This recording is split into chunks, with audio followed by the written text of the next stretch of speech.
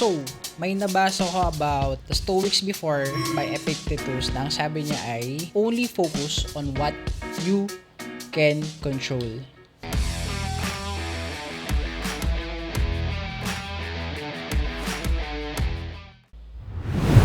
Now, here are some reasons kung bakit kailangan natin mag-focus sa mga bagay na kontrolado natin.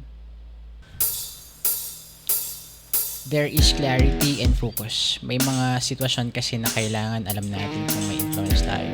Otherwise, magsasayang lang tayo ng mental and emotional energy sa mga sitwasyon na alam naman natin na hindi natin sakop.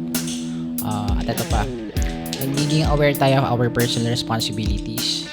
Nagkakaroon tayo ng personal accountability at dahil intentionally aware tayo about what we can control ay we become responsible of matters within our hands.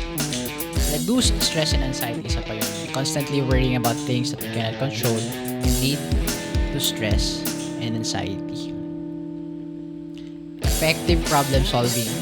Pag-focus tayo sa mga bagay within our control, we can channel our efforts instead of being overwhelmed by the problem.